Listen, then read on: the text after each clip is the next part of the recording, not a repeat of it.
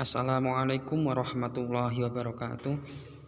Bismillah, alhamdulillah, assalatu wassalamu ala rasulillah, la hawla wa la quwata illa billah, amma ba'du. Baik anak-anak, selamat datang. Sekarang kita bertemu lagi di pelajaran fikih kelas 11. Kali ini bersama saya Bapak Muhammad Fakhrul Razi. Dan pada pertemuan kali ini kita akan membahas materi bab kedua tentang hudud dan hikmahnya. Apa itu hudud dan hikmahnya akan kita pelajari sekarang. Yang pertama, kita bahas tentang pengertian hudud. Secara bahasa, hudud berarti pencegahan. Berbagai hukuman atas perbuatan maksiat dinamakan hudud atau had. Karena pada umumnya hukuman-hukuman tersebut dapat mencegah pelaku maksiat untuk kembali mengulangi kemaksiatan yang pernah ia lakukan.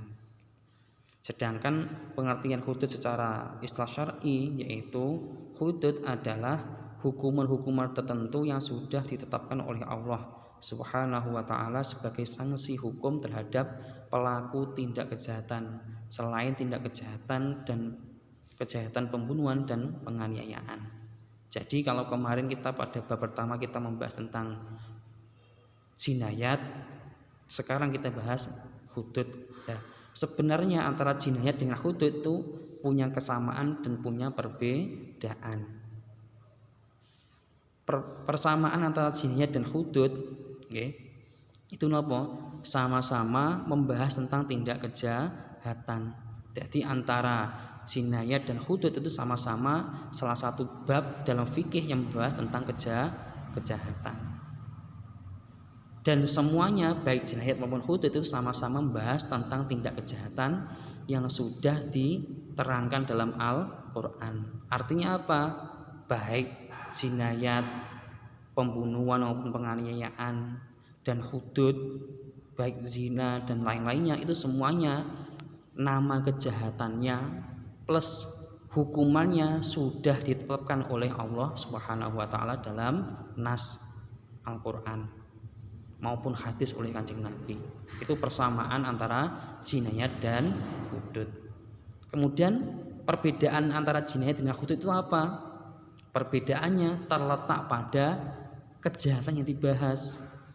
Kalau jinayat kemarin pada bab pertama, jinayat itu cuma membahas tindak kejahatan yang berupa pembunuhan dan penganiayaan. Sedangkan hudud itu membahas tindak kejahatan selain pembunuhan dan penganiayaan, di mana semua kejahatan yang masuk pada bab hudud itu semuanya sudah dibahas atau diterangkan, disebutkan dalam nas baik Al-Quran maupun hadis.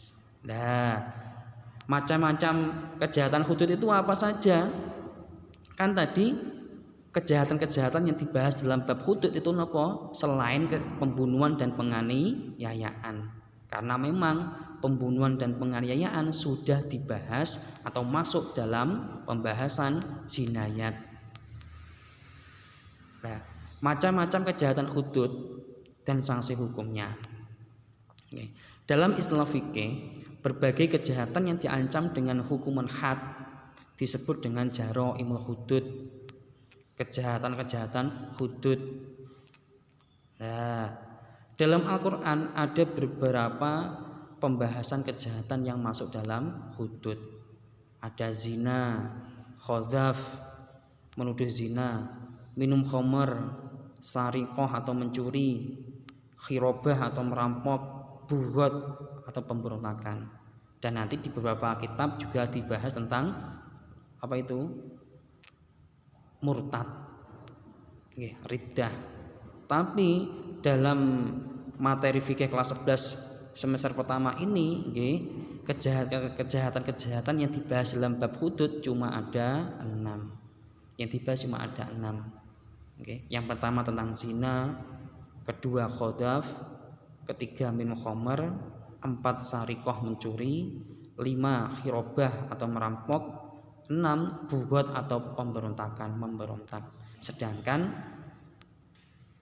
murtad itu tidak dibahas dalam materi fikih kelas 11. Jadi dalam pembahasan fikih kelas 11 bab hudud cuma ada 6 tindak kejahatan yang dibahas atau yang dimasukkan dalam ranah hudud. Nah, sekarang kita bahas jenis kejahatan hudud yang pertama, yaitu tentang zina. Na'udzubillahi min dzalik. Semoga kita semua, keluarga kita, teman-teman kita, keluarga kita, bahkan nanti keturunan kita dibebaskan, dilindungi Allah dari perbuatan zina. Pertama, pengertian zina adalah perbuatan dengan cara memasukkan kasyafah atau kepala zakar, alat kelamin laki-laki, ke dalam farji atau alat kelamin perempuan yang diharamkan dan mendatangkan syahwat serta tidak mengandung unsur syubhat. Ini adalah pengertian zina yang mendapatkan had dalam Al-Quran. Jadi apa? Zina itu macamnya banyak. Ada zina mata, ada zina hati, ada zina tangan, ada zina kaki, dan zina-zinanya lain. Tapi dalam pembahasan hudud ini, perbuatan zina yang mendapatkan had hukuman, di mana hukuman tersebut sudah ditetapkan oleh Allah dalam Al-Quran maupun hadis oleh Kanjeng Nabi, adalah apa? Batasannya terdapat pada pengertian ini, yaitu sebuah perbuatan dengan cara memasukkan kasyafah, kepala zakar, ke dalam farji, alat kelamin perempuan, yang diharamkan dan mendatangkan syahwat serta tidak mengandung unsur syubhat. Jadi ini batasannya, batasan perbuatan zina, kejahatan zina yang hukumannya sudah ditetapkan oleh Allah. Nanti kalau bentuk-bentuk zina di luar pengertian ini, yo panggah dosa, itu tetap dipandang sebagai bentuk kejahatan, perbuatan mungkar, tapi tidak bisa dihukum dengan menggunakan had, hukuman yang sudah ditetapkan oleh Allah. B. Hukum zina. Kita semua sudah mengetahui bahwa apa? Zina itu hukumnya dosa besar, haram, dosa besar, haram mutlak. Ini berdasarkan firman Allah yang terdapat dalam surat Al-Isra ayat 37 yang berbunyi wala taqrabuz zina innahu kana fahisyatan wa sa'a sabila. Dan janganlah kamu mendekati zina, sesungguhnya zina itu adalah sesuatu perbuatan yang keji dan suatu jalan yang buruk. Lawang mendekati zina saja tidak boleh, apalagi melakukan. Na'udzubillah min dzalik. C. Macam-macam zina dan hadnya.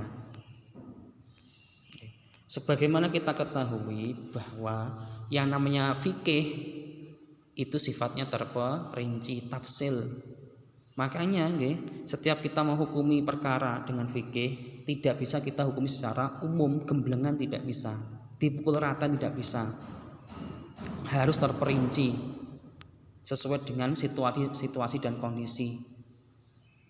Termasuk dalam perkara zina ini, sebagaimana kita ketahui, zina itu nanti pelakunya berbeda-beda, berbeda-beda. Nah, macam zina itu ada 2 macam. Apabila kita lihat zina itu dari segi pelakunya, zina itu dibagi menjadi 2 macam. Ada zina muhson dan ada zina ghairu muhson. Yang pertama zina muhson. Zina muhson. Zina muhson yaitu zina yang dilakukan oleh laki-laki maupun perempuan yang sudah melakukan pernikahan yang sah secara syariat, baik masih memiliki suami ataupun istri maupun berstatus dunda atau janda. Ini adalah pengertian dari zina muhson. Muhson itu artinya terjaga, orang yang sudah terjaga. Artinya dalam hal pernikahan, dalam hal zina, muhson itu adalah orang yang sudah melakukan pernikahan secara sah, secara syariat. Pokoknya ada orang sudah pernah menikah secara sah, maka apa? Dia sudah bisa dibilang sebagai muhson. Entah dia masih punya suami kalau perempuan, entah dia masih punya istri kalau dia seorang suami laki-laki, atau bahkan sudah berstatus janda atau duda, pokoknya sudah pernah menikah kok zina, maka apa? Mereka nanti sudah tergolong sebagai muhson. Nah, orang yang muhson, laki-laki maupun perempuan yang sudah pernah menikah kok zina, maka apa? Hukumannya sangat berat, yaitu dirajam. Hukumnya dirajam. Dirajam itu apa? Dirajam adalah dilempari dengan batu sampai mati. Na'udzubillah min dzalik, ini sangat berat. Dilempari batu sampai mati. Dirajam. Harus sampai mati. Dan batu yang digunakan tidak boleh terlalu besar atau juga tidak terlalu kecil. Merajam seseorang, pezina muhson dirajam menggunakan kerikil, maka apa? Ngesakne. Kasihan, karena apa? Terlalu lama matinya, gak mati-mati. Karena apa? Batasan rajam bagi zina muhson itu adalah apa? Sampai mati. Apabila batunya digunakan terlalu kecil, maka apa? Kasihan, terlalu lama dia tersiksa. Atau bahkan rajamnya menggunakan batu yang besar, langsung dibleking gawe watu sak omah bleng, maka apa? Juga tidak boleh. Karena apa? Terlalu cepat meninggal. Tidak ada unsur penyiksaan, menjerakan tidak ada. Makanya batu yang digunakan untuk merajam itu napa kudu standar. Tidak terlalu kecil, juga tidak terlalu besar. Standarnya batu sebesar kepalan tangan dan harus sampai mati. Ini adalah hukuman bagi pelaku zina, baik laki-laki maupun perempuan yang sudah pernah menikah, muhson. Itu yang pertama. Dan yang kedua adalah zina ghairu muhson. Kalau yang pertama tadi muhson, yang sekarang ghairu muhson. Muhson artinya orang yang terjaga. Berarti ghairu muhson tidak terjaga. Maksudnya bagaimana? Kebalikan dari muhson tadi. Kalau muhson tadi laki-laki perempuan yang sudah pernah menikah, berarti kalau ghairu muhson belum pernah menikah. Gung tahu rabi, lanang wedok cik joko cik perawan, lah kok zina, maka apa? Namanya zina ghairu muhson. Gung tahu rabi. Nah, apabila ada laki-laki perempuan perjaka perawan belum pernah menikah, lah kok zina, maka apa? Hadnya itu ada dua macam. Yang pertama, hadnya dijilid. Istilah fikihnya jilid, atau dalam bahasa kita disebut dengan dicambuk. Dicambuk sebanyak 100 kali. Na'udzubillah min dzalik. Dan yang kedua adalah taghrib, diasingkan, diusir dari wilayah hidupnya, tempat tinggalnya. Dan taghribnya ini, diasingkannya ini selama 1 tahun dengan ketentuan. Pengasingan ini pertama ada ketetapan dari imam atau pemerintah. Artinya apa? Memang hukuman taghrib ini di kalangan para ulama menjadi perdebatan. Hukumnya masih berbeda-beda para ulama. Kalau yang jilid tadi hukumnya sudah paten. Semua ulama sepakat bahwa apa? Layane cah wedok lanang cik perawan cik joko kok zina, hukumannya jilid, wis paten. Tapi tentang hukuman taghrib para ulama berbeda pendapat. Ada yang menghukumi wajib, ada yang menghukumi tidak. Selengkapnya bisa sampean baca di buku paket. Makanya taghribnya ini karena terjadi perbedaan pandangan tentang hukumnya oleh para ulama, hukuman taghrib ini, pengasingan ini ada ketentuannya. Pertama, ada ketetapan dari imam atau pemerintah. Maksudnya bagaimana? Apabila pemerintah menetapkan pezina ghairu muhsan diusir, ditaghrib, maka apa? Wajib ditaghrib, diasingkan, diusir. Kalau tidak, berarti tidak wajib. Yang B, dalam jangka waktu selama 1 tahun. 1 tahun. Patokannya hijriyah, bukan masehi. C, tempat pengasingan adalah sejauh masafatul qasri, yaitu jarak yang diperbolehkan untuk mengosor sholat sekitar 94 km.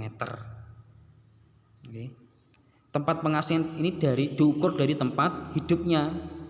Umpamanya kalau tempat hidupnya di Kediri, maka apa? Mengasingkannya harus masafatul qasri. Di mana? Di Surabaya atau di Banyuwangi. Apabila kurang dari masafatul qasri, maka apa? Tidak boleh, tidak sesuai dengan syarat. Yang D, tempat yang telah ditetapkan oleh imam. Artinya apa? Tempat pengasingannya harus sesuai dengan yang ditetapkan oleh imam atau pemerintah. Umpamanya diasingkan ke pundi, ke Surabaya, ke Banyuwangi, kemana. E, dipastikan aman dalam perjalanan. Perjalanan pengasingan dari tempat asal ke tempat pengasingan harus aman dari gangguan. Kalau perempuan maka apa? Aman dari fitnah. F, ke tempat yang aman dan tidak terkena wabah penyakit. Artinya apa? Tempat pengasingannya telah ditetapkan oleh imam tadi, oleh pemerintah, harus tempat yang steril, tempat yang aman, terbebas dari wabah penyakit. Tidak boleh pengasingan diasingkan ke tempat pandemi ora oleh. Diasingkan ke tempat yang berbahaya, mamanya diasingkan ke tempat ke tengah hutan yang menjadi sarang harimau, tidak boleh. Ada juga mamanya diasingkan ke tempat yang penuh penyakit, tidak boleh, harus aman. Itu adalah syarat-syarat taghrib. Berikutnya dasar penetapan hukum zina. Zina seseorang, seorang pelaku zina baik muhson maupun ghairu muhson, itu nanti bisa diberikan hukuman had sesuai dengan kriteria tadi. Lek muhson dirajam, lek ghairu muhson dicambuk 100 kali. Itu nanti harus sesuai dengan ketetapan. Nah, cara menetapkannya bagaimana? Yang pertama, pengakuan. Ya, ini pengakuan dari seseorang bahwa ia melakukan zina. Umpamanya ada orang berzina, kemudian dia pengen tobat, taubatan nasuha, maka apa? Dia harus mengakui perbuatannya, lapor ke pemerintah, ke hakim. Apabila ada orang mengaku dia berzina, maka apa? Ini bisa menjadi dasar, orang ini bisa bisa diberikan hukuman zina. Yang kedua adalah adanya saksi. Ya, ini persaksian dari 4 orang laki-laki yang adil dengan syarat kesaksian mereka harus sama dalam hal tempat, waktu, pelakunya, cara melakukannya. Apabila mereka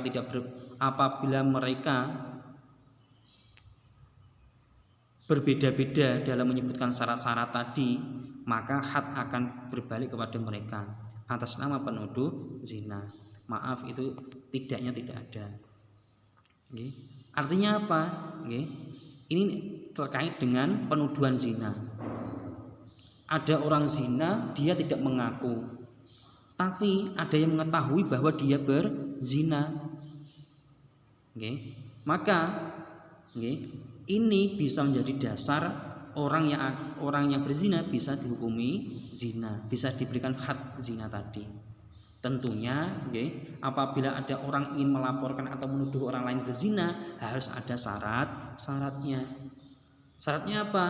Bisa mendatangkan 4 saksi laki-laki. Dan 4 laki-laki saksi ini tadi harus kompak dalam 4 hal. Pelakunya siapa? Si A dan si B. tempatnya di mana, oh di sana, kompak kabeh. Waktunya kapan, oh jam segini, menit segini. Dan yang paling pasti caranya bagaimana, ngerti bahwa dia genah-genah berzina, ngerti melebuni. Karena apa? Syarat zina yang mendapatkan had itu adalah zina yang tadi syaratnya memasukkan khasafah ke farji. Berarti napa oleh enek wong nuduh kudu ngerti melebuni, kudu ngerti. Dalam arti bagaimana? Umpamanya ada orang ngerti ada laki-laki perempuan berduaan di dalam kamar. Oh, maka apa? Hal seperti ini tidak bisa dijadikan patokan bahwa mereka berdua berzina, tidak bisa. Enek wong ngerti, ada orang mengetahui bahwa ada laki-laki perempuan di dalam kamar, ngerti OT sudah telanjang, maka apa? Hal seperti ini tidak bisa dijadikan patokan untuk menetapkan zina. Artinya apa? Kudu ngerti melebuni, khasyafah yang farji kudu ngerti. Nah, apabila ada orang menuduh zina, apabila ada orang lain menuduh orang lain berzina, kok tidak bisa membuktikan tuduhannya tadi, maka apa? Hukumannya akan berbalik kepada sang penuduh tadi. Dan inilah yang disebut dengan khozaf. Nanti kita bahas di pertemuan kedua. Syarat-syarat pelaksanaan had zina. Karena apa? Memang zina yang mendapatkan had hukuman seperti dirajam, dicambuk tadi harus ada syaratnya. Karena apa? Tidak semua zina itu nanti mendapatkan had. Batasannya terdapat dalam pengertian zina tadi. Yang pertama syaratnya mukallaf. Artinya apa?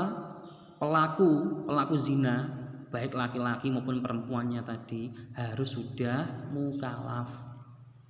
Mukallaf itu apa? Mukallaf itu satu paket berisi baligh dan berakal. Baligh itu apa? Baligh. Batasannya kalau perempuan sudah pernah haid. Kalau laki-laki sudah keluar mani. Ini batasan baligh. Dan juga berakal, punya akal. Ini syaratnya mukallaf. Artinya apa? Apabila contohnya ada anak kecil yang belum baligh usia 6 tahun berzina, maka apa? Dia nanti meskipun zina, maka apa? Tidak bisa dihukum menggunakan had. Atau ada orang gila berzina, ada orang gendeng zino, maka apa? Orang gila tadi meskipun zina, dia tidak bisa dihukum menggunakan had zina, karena memang syariat Islam itu cuma membebani kepada orang yang sudah mukallaf. Seseorang apabila belum mukallaf, belum baligh, belum berakal, maka dia tidak terbebani, tidak terkena khitab hukum syariat, tidak bisa. Pak, lantas bagaimana apabila ada orang mabuk minum minuman keras? Ada orang mabuk kemudian dia berzina, maka apa? Orang seperti ini tetap bisa dihukum menggunakan had. Karena apa? Memang kan orang mabuk itu tidak punya akal, akalnya hilang. Tapi akalnya hilang ini dikarenakan kesengajaan. Sengaja ngombe arak, sengaja ngombe sabu-sabu, bosan ngeplay zina, maka apa? Tetap dihukumi berakal. Orang seperti ini tetap bisa dihukum menggunakan had zina. Tapi orang gendeng dari lahir tidak bisa. Itu yang pertama. Yang kedua, bukan khunsa. Khunsa itu apa toh? Khunsa, na'udzubillah min dzalik. Khunsa itu adalah seseorang yang terlahir dengan kelamin ganda, atau dalam bahasa biologinya hermaprodit, berkelamin ganda, punya kelamin laki-laki juga punya kelamin perempuan, itu namanya khunsa. Karena memang batasan zina yang mendapatkan had itu adalah apa? Pelakunya jenis kelaminnya jelas. Lek lanang yo lanang tulen, lek wedok yo wedok tulen. Karena tadi batasan pengertiannya apa? Memasukkan khasyafah ke dalam farji. Jadi pelakunya harus laki-laki dengan perempuan. Berarti nanti apabila jenis kelaminnya nggak jelas bagaimana? Harus diteliti dulu. Diteliti dulu. Enek wong khunsa, jenis kelaminnya ganda terus zina. Kudu diteliti dulu. Karena apa? Khunsa ini ada dua macam. Ada khunsa muskil, ada khunsa ghairu muskil. Lek muskil berarti apa? Khunsa yang punya dua kelamin dan dua-duanya berfungsi semua.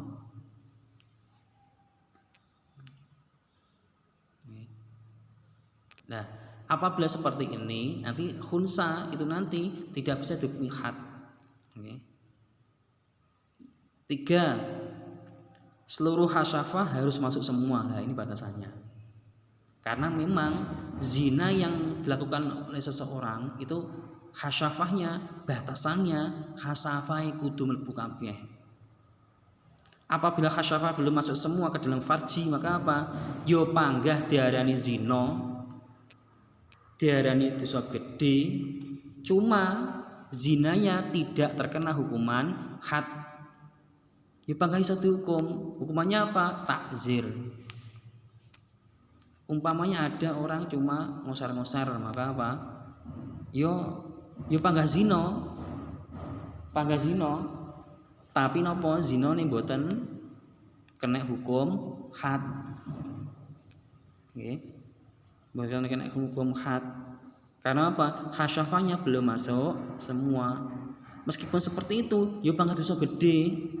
Panggah dosa tetap bisa dihukum, tapi hukumannya tidak menggunakan had zina. Hukumannya apa? Takzir.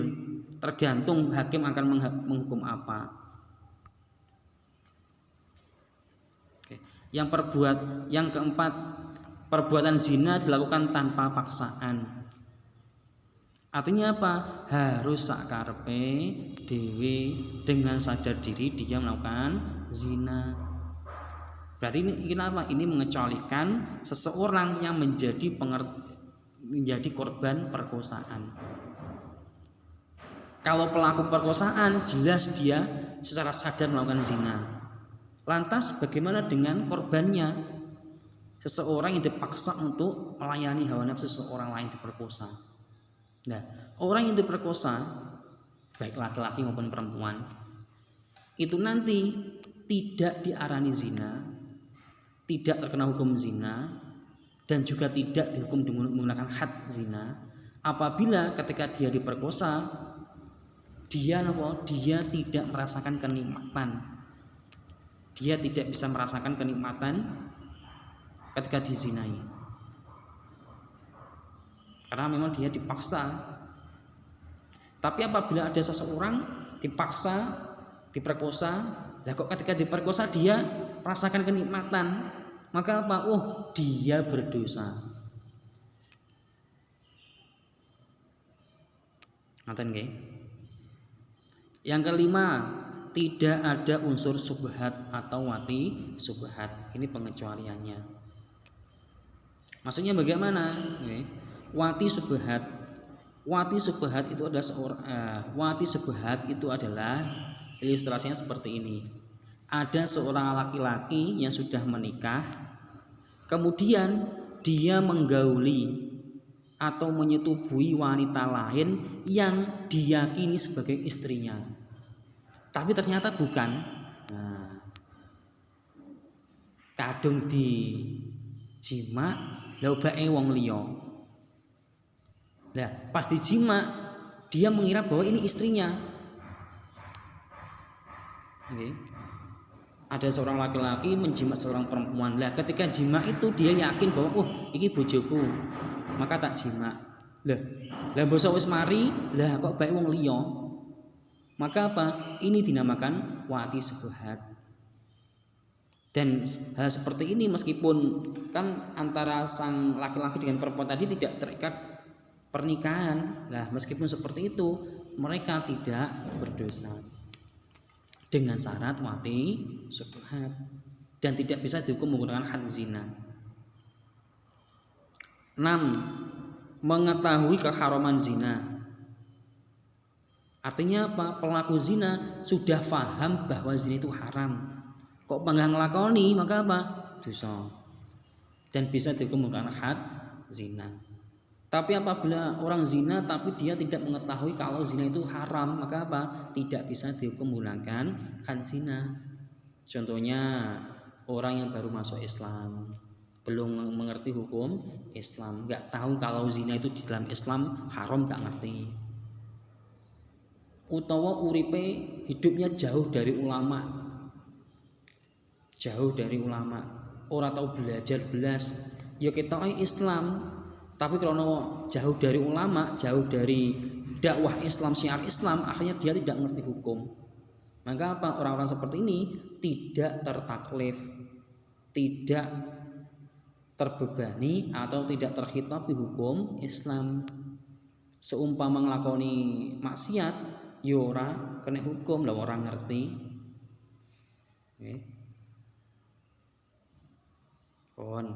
Sekian dulu tentang zina, nggih. Nanti pada pertemuan yang lain kita bahas tentang qadzaf, nggih. Sekian dari Bapak, wallahu a'lam bishawab. Ila liqa fi amanillah, nggih. Assalamualaikum warahmatullahi wabarakatuh.